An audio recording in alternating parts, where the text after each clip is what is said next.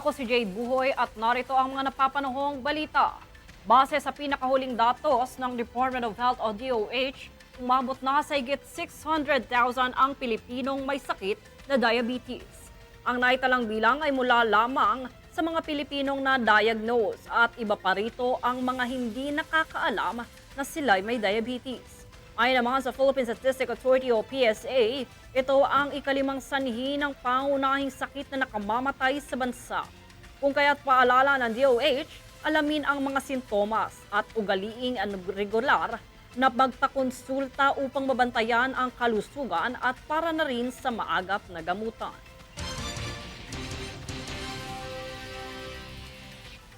Kinilala na ang mga sospek sa pagpaslang sa ikatlong nominee ng ang bumbero ng Pilipinas na si Lenensky Bacud matapos ang warrant of arrest na ilalabas ng Regional Trial Court Branch 33 nitong July 30. Narito ang ulat ni Princess Castro.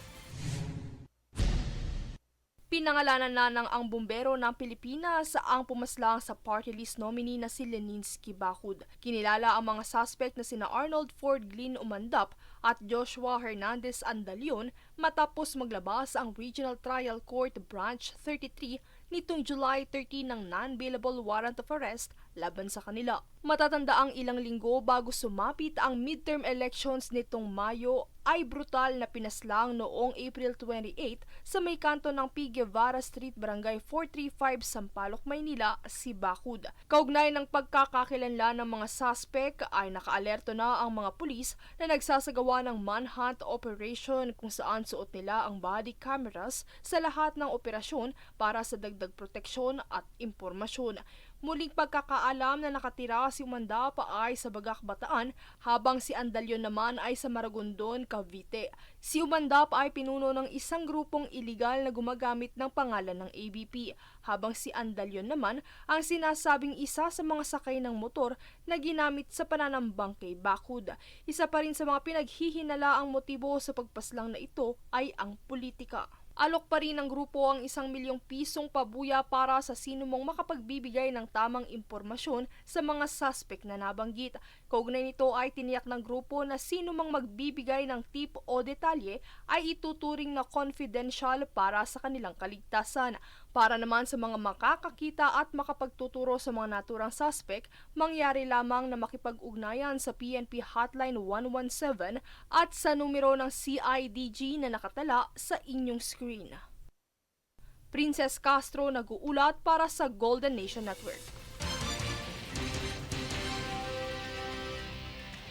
Nakikipagtulungan ang Department of Transportation at iba pang ahensya sa NLEX Corporation para magsagawa ng clearing operation sa Kaingin, Mekawayan, Bulacan bilang tugon sa mga flood issues sa NLEX at sa kalapit na lugar itong Huwebes. Ito ay para tiyakin na magiging ligtas at maginhawa ang pagbiyahe ng mga motorista at bilang tugon na rin sa utos ni Pangulong Ferdinand Marcos Jr. Pinaigting din ang multi-layered flood control defense nito para sa mga motoristang dumadaan rito.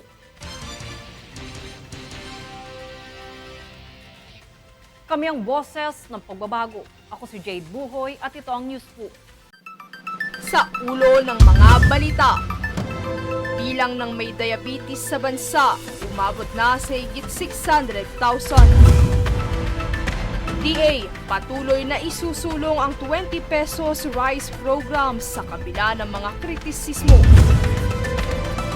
Kongreso, umalma sa ilang senador na nang-atake kay Speaker Romualdez sa naganap na botohan sa impeachment case laban kay Vice President Sara Duterte.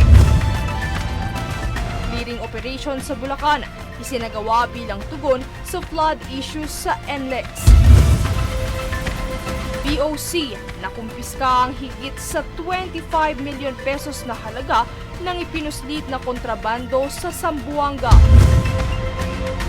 Mga suspect sa pagpaslang sa ABP nominee, pinangalanan na 1 million pesos na pabuya alok sa makapagtuturo. Patas at pantay na balita, komprehensibong ulat para sa pulso ng masa. Ito ang News Force.